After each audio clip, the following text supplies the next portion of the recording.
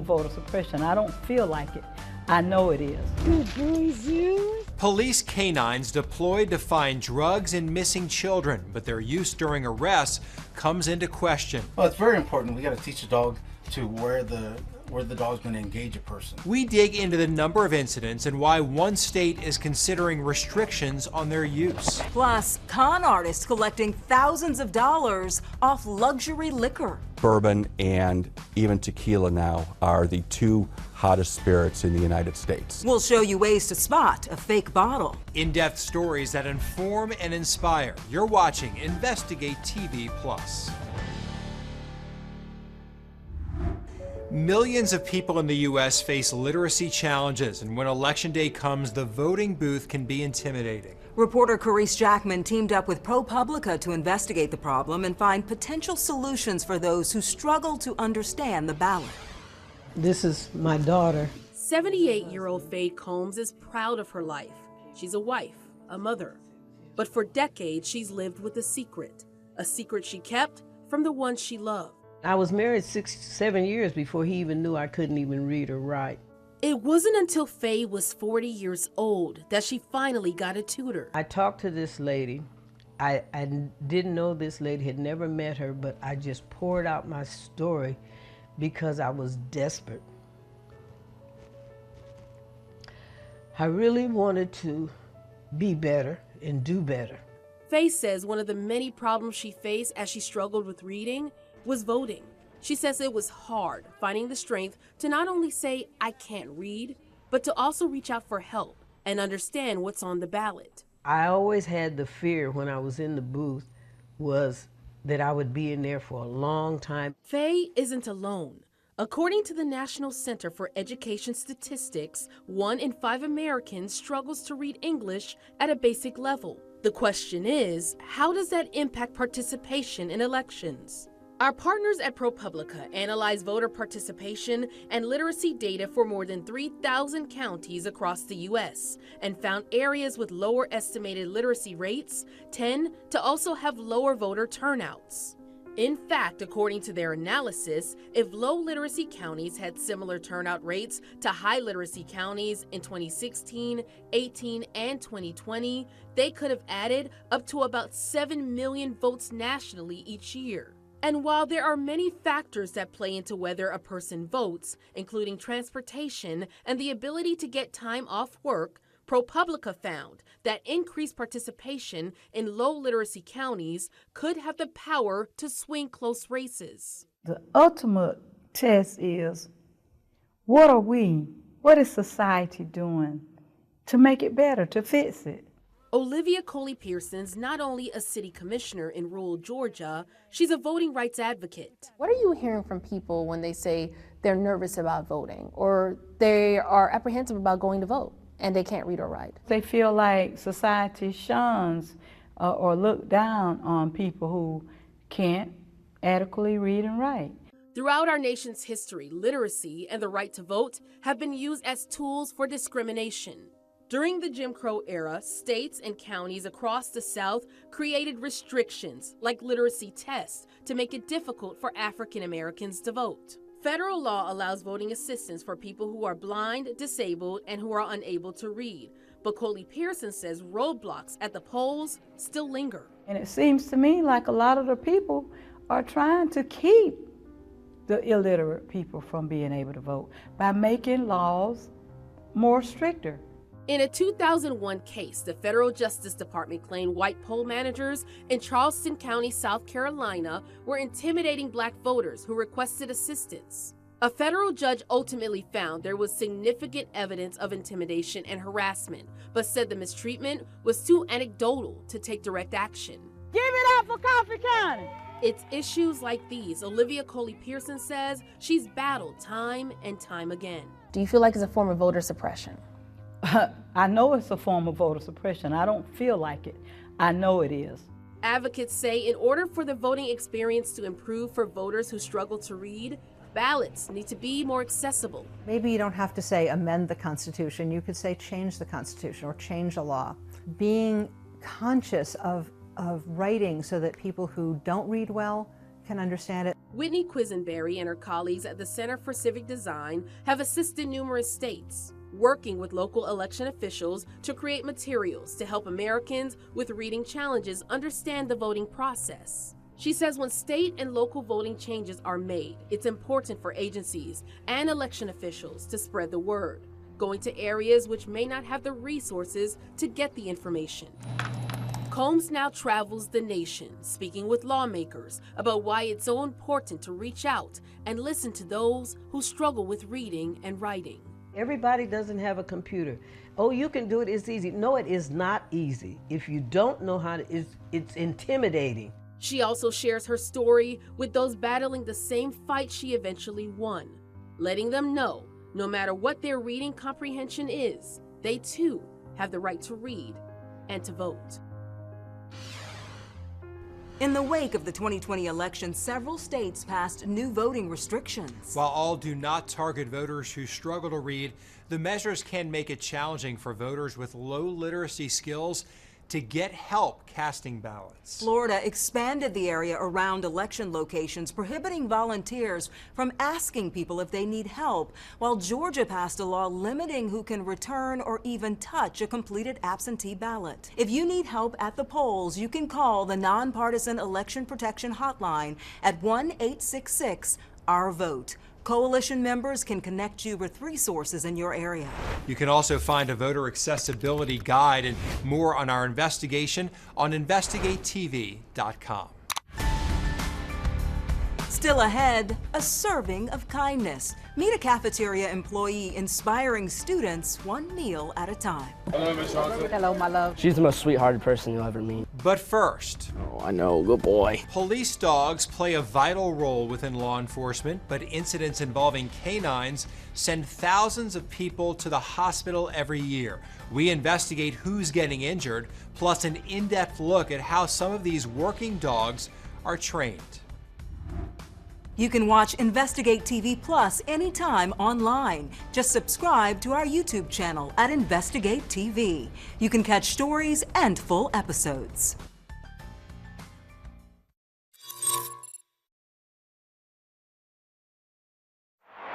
Local news. Coming up on KTTC News at 10, we're getting a look at some Rochester New Year's Eve celebrations. Plus, starting tomorrow, some people will see a bigger paycheck after Minnesota sets a new minimum wage. But first, as you head out to celebrate, law enforcement wants you to have a plan. Extra patrols are out tonight. Your 10 o'clock news starts now. Live from your local news leader, this is KTTC News. Thanks for joining us. I'm Megan Zempel. Many people will be out celebrating tonight, and that means extra law enforcement patrols will be out too. The Rochester Police Department and Olmsted County Sheriff's Office says they will have extra patrols out tonight. So they want to remind people that if you are out celebrating, to plan a sober ride or volunteer to be a designated driver. Authorities also say buckling your seatbelt is one of the best defenses against a drunk driver. And they urge people to report drunk driving if they see it, and to be prepared to provide a license plate number and other information about the dangerous behavior. A Rochester teen is dead after a vehicle crash in Dakota County. According to the Hennepin County Medical Examiner's Office, around 7 p.m. Friday, 18-year-old Ruwaida Fauci Saeed had a car accident at Northfield Boulevard near 210th Street East in Vermilion Township. The medical examiner's office said Saeed died on the scene after receiving multiple blunt force injuries. No other information is available at this time. Well, today's weather is looking a little bit better and different than yesterday's. Let's get a quick check on it. Meteorologist Sarah Gannon joins us from the weather patio. Hi, Sarah. A lot different outlook today, huh? Oh, yeah, big time. We started off the morning on a bit of an icy and snowy note. Now a lot of that snow sticking to some of those cooler surfaces, but otherwise things much better, especially road conditions. And we did pick up just a little bit of some snow with that system last night. Many of us just getting a light dusting up towards a couple tenths of an inch. Highest amounts, though, staying towards the far southeast corner there of Winona County into Houston County. So many of us staying under that 1 inch mark. And now this evening, as we head into New Year's Eve, very quiet. We have some cloud cover overhead, but that's expected to gradually decrease as the night progresses. So overall, pretty quiet there across the upper Midwest and here in southern Minnesota and northern Iowa. But we are looking to see clearing skies as high pressure takes control. So it's a quiet evening out there right now as we check in with your Lewis Notto live camera. Temperature sitting at 23 degrees here in the Med City. Those winds light out of the north, about 5 to 10 miles per hour. But it is feeling rather chilly. Many of us seeing those wind chill values back into the teens, the low teens in particular. So a bit of a cooler feeling night. Air temperatures, though, currently in those low to mid 20s. But looking ahead, though, as we kick off 2024, first day, January 1st there, we're looking at a pretty bright and mild note. High temperatures expected to be into the low 30s, and we'll look to see plenty of sunshine throughout the day. So things looking to kick off our new year on a bright note. However, we are tracking more above average temperatures as the week progresses, and many of us heading back to work after maybe a long holiday break. So I'll break down more of those forecast details for you on how our new year is shaping up to be. That in your first 3 weather in just a little bit. Megan. All right, thank you, Sarah. The Celebrate Rochester New Year's Eve celebration drew a crowd tonight at Mayo Civic Center. This free community event by Experience Rochester is a local opportunity for everyone to start the new year with a lot of fun. It started at 2 p.m. and there is a DJ and a roller rink and other family-friendly activities to do. Evening live entertainment also began at 6 p.m. with local band Clay Fulton and the Lost 40, followed by Rhino. And there's still chance we have word that there is still some DJ music going on, so you can still get out there. It's really exciting. I mean, the building has been packed all day with families coming in and just enjoying all of these free activities. This is definitely something that was needed in the community, a free way to celebrate as a big community. And of course, the big border battle between the Green Bay Packers and Vikings was on the big screen there. Well, we're only about an hour away from the new year, but for the little ones today at Spark, the Children's Museum of Rochester, they got an early start to kick off the new year with family-friendly activities. Our Charles Kelly was there for the countdown. As many are preparing to ring in for the new year, the excitement here at Spark is buzzing as many of the children are excited for their 20-foot ball drop. 3, 2, 1, make some noise! This is Spark's 4th New Year's Eve ball drop celebration, and the children could not contain their excitement. They were busting a move into 2024. And this is a great opportunity to, 1, burn some energy, 2, get a chance to make some sensory activities together and just have fun playing in a safe space, a warm space, and celebrating the new year with the ball drop before midnight so we can all go home and get a nap in after this. The executive director of Spark says it's a fun and safe way to ring in the new year with the whole family. She finds it's important to have this in our community. 2023 was amazing. We are really excited about the community support, people coming out, seeing new faces, seeing familiar faces. And I think it's an important part of who we are as a community so that it's an opportunity not just to play, but it's an opportunity to learn and discover and figure out your identity as a child. And underway right now, the Gift of Life Transplant House is also hosting a New Year's Eve ball at the Hilton in Rochester. This is the organization's 40th anniversary event. It started at 8 p.m. and it goes until 1 a.m. There is live music from the Blue Water Kings, dancing, hors d'oeuvres, and a complimentary champagne toast and a cash bar. Gift of Life says this is one of 4 of its annual events to help raise awareness about its mission, that it's to provide quality, affordable accommodations to transplant patients and their caregivers. We're very excited. We're very pleased about so many people are coming out, especially on a night when the Packers and the Vikings are playing. We know that was a big draw for people, but we're so thrilled to have everyone here. And you know, the people that are coming are celebrating with us because they're the reason that Gift of Life Transplant House has gotten to its 40 years. And if you are interested in donating to or learning more about the Gift of Life Transplant House, you can do so through the link in our web story at kttc.com. And in Casson today, many were out celebrating in preparation for the new year. At Chaotic Good Brewing, teams were racing to put a 1,000-piece puzzle together, all for a prize. 7 teams were competing all together. It took the teams a few hours to complete the puzzles. The winning team got a free crawler for each person. A second place received 2 crawlers, and then it was a great turnout and a way for people to have fun while celebrating the start of the new year. Chaotic Brewing Company is working on a few new things for 2024, and that includes a wood-burning fireplace, more game nights, and a grant for local teachers. Switching gears here, millions of workers will get a pay bump when the clock strikes midnight. Nearly half of all U.S. states and the District of Columbia will increase their minimum wages in 2024. Minnesota's minimum wage rates will increase to $10.85 for large employers and $8.85 for other state minimum wage jobs. And Washington, D.C. will have the highest hourly minimum wage in the country at $17.05. Well, a new year in Washington will start with rulings on the former president and a countdown to the Iowa caucuses. Peter Zampa has your week ahead from Washington. Happy New Year. It's going to be a busy one here in Washington, especially as this race for the White House heats up.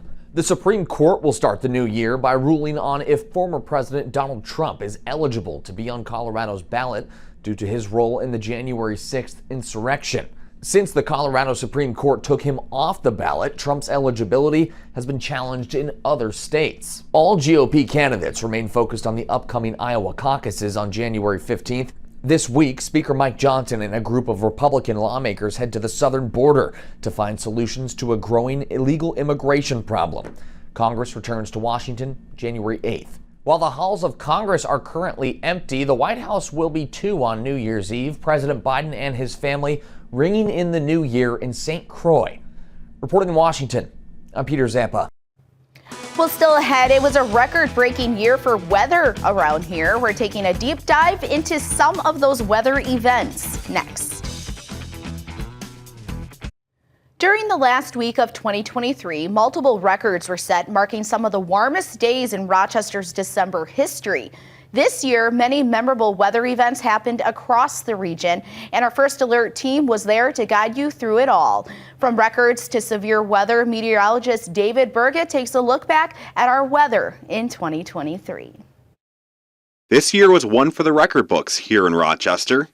Dew points a little different than what they were yesterday. Rochester actually tied the warmest dew point for an August date of 80 degrees yesterday. Over the course of 2023, 23 new records were set at the International Airport, with 18 of those being tied to temperature. Temperatures today compared to records for today's date. A couple spots closing in on those records here in Rochester International Airport, just a couple degrees shy of tying that record today. Looks like the Mason City area potentially broke their record today. And this year across the temperature spectrum, we went from hot to frigidly cold.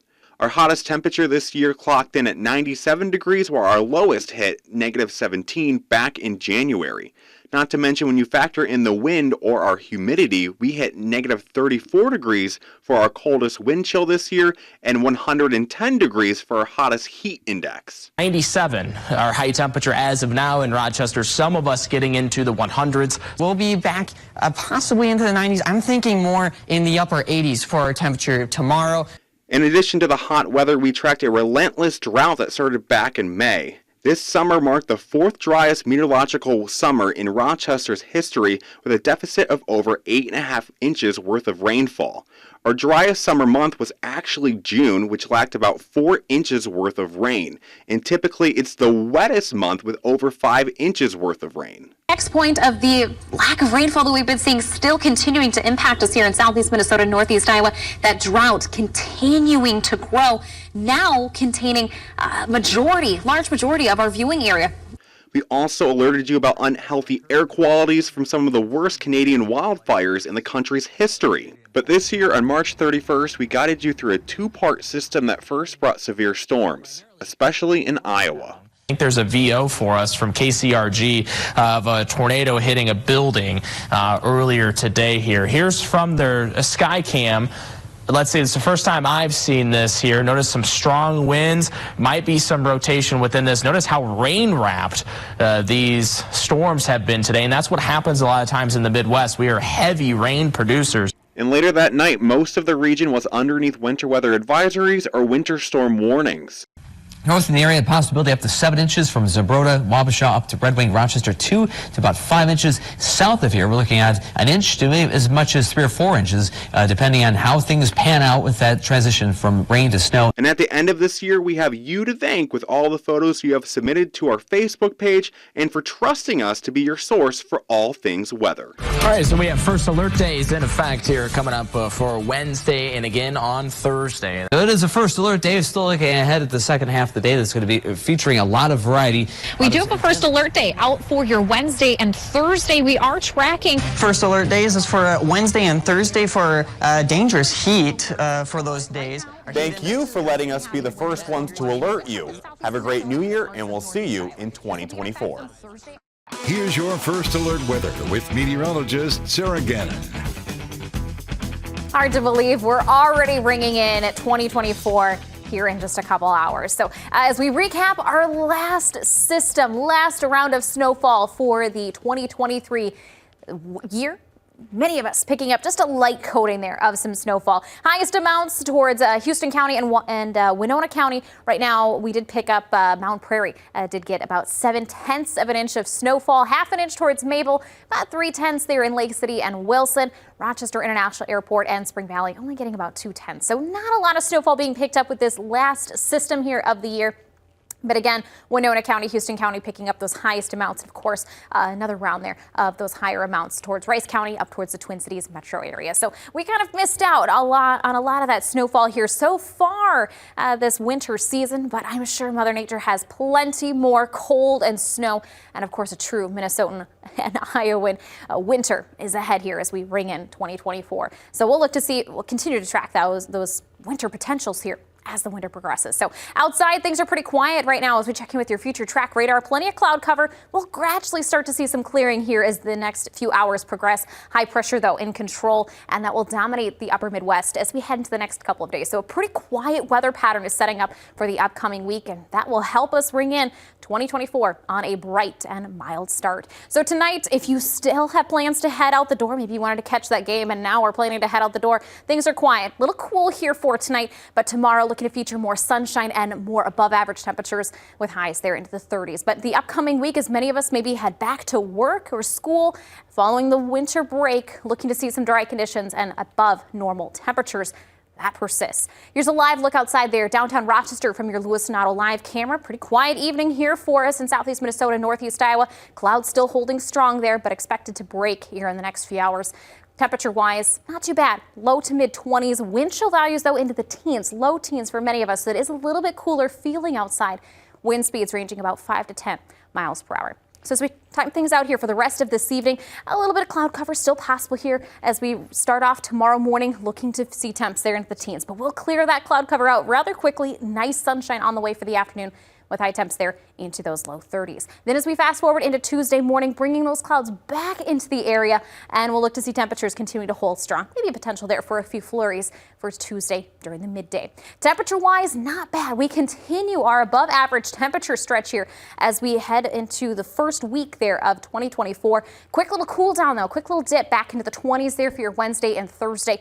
But even still, just a couple degrees above average. And typically, we're into about those low to mid 20s here this time of the year. But again, above average temps will stay with us here as we head into 2024. Tonight, quiet, pleasant. We'll look to see partly cloudy skies gradually after the midnight hour. Temperatures tonight will be into those mid-teens. Here's a look at your first official day, January 1st. First day there of 2024. Plenty of sunshine area-wide here in southeast Minnesota, northeast Iowa. High temps for the region will be into those low 30s. Here's a look at that 7-day forecast. A beautiful week ahead with those above average temperatures in the 20s and 30s.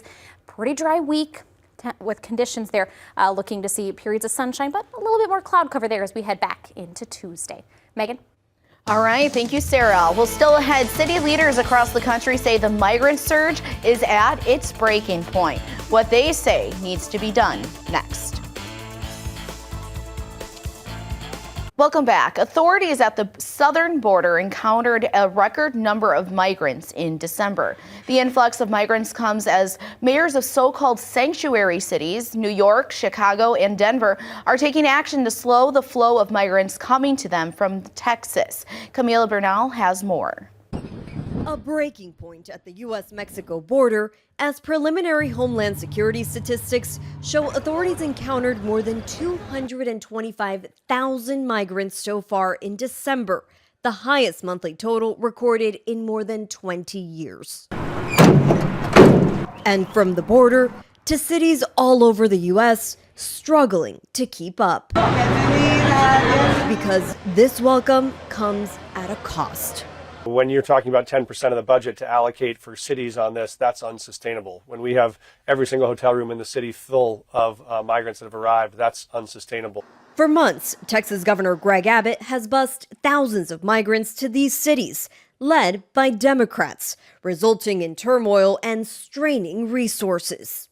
You know, at one point in the summer, we had 25, 30 buses showing up every single day without any coordination or any notification. He is now sending buses outside of the city of Chicago, in some instances 100 miles away, where people are being dropped off. They're being told that they are in the city of Chicago, literally dropped off in the middle of nowhere. I find that to be inhumane and unconscionable. Some smaller municipalities have passed ordinances to try to stop the drop-offs, while the mayors of Chicago, Denver, and New York City are asking the federal government for help.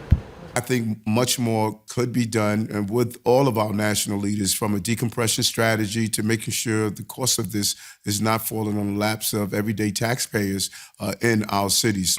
They are also demanding for coordinated drop-offs with exact times and locations to dedicate the appropriate resources. What we need is everyone that gets paroled into this country should have the ability to work as soon as they enter. They should have federal dollars to help support them in the cities that they arrive in. And we should have a coordinated national plan for where those folks arrive. In a statement, a spokesperson for Abbott accused the Democrat mayors of hypocrisy, saying they're now going to extreme lengths to avoid fulfilling their self-declared sanctuary city promises. The statement also said the mayors should call on their party leader to finally do his job and secure the border, something he continues refusing to do. But some activists believe the crisis at the border takes Republicans, Democrats, and all levels of government to solve. And if the governments are not doing that, then most likely what we'll see is people will be further traumatized and harmed, and likely we will see more people die as a result of the inability of governments to really address the humanitarian needs that asylum seekers have. Coming up next in sports, Marc-Andre Fleury's massive milestone in the NHL, and highlights from the Packers-Vikings Sunday night football game from Minneapolis after the break. KTTC Sports from the Lacina Siding and Windows Sports Wall. Welcome back, everyone. I'm Nick Spiliopoulos. Tonight from the Sports Wall, a milestone moment for Marc-Andre Fleury. But first, we're going to start with the Packers-Vikings Sunday night football game. U.S. Bank Stadium packed for Jaren Hall's second career start, first in front of the home fans. And you know you have to appreciate Kirk O'Chains here, sounding the Gowler horn to start the festivities. We're going to pick the game up mid-first. Vikings trailing 3-0. Jaren Hall throws this behind Johnny Munt, in and out of the hands, picked off by Corey Ballantyne. Now the Packers going the other way. It took 2 plays after the interception. Jordan Love unleashes a deep ball for Jaden Reed. The rookie from Michigan State grabs his 7th TD of the year. It's 10-0 Packers. Jumping ahead, Vikes got 3 back, but Packers knocking on the door again. Love keeps it himself. On the dive, breaks the plane. Another Packers touchdown makes it 17-3. Minnesota trying to get points on the board before the end of the half, but it just gets uglier. Preston Smith forces Jaren Hall to fumble, recovered by Carl Brooks. Packers keeping their foot on the gas. It's going to be another Love to Reed connection. Now Reed, right after the catch, makes 2 Vikings miss, accelerates, keeps the feet moving through Josh Metellus. Now the extra point after the touchdown, no good. 23-3, Vikings trail at the half. Nick Mullins entering at quarterback to start the second half, relieving Jaren Hall. First drive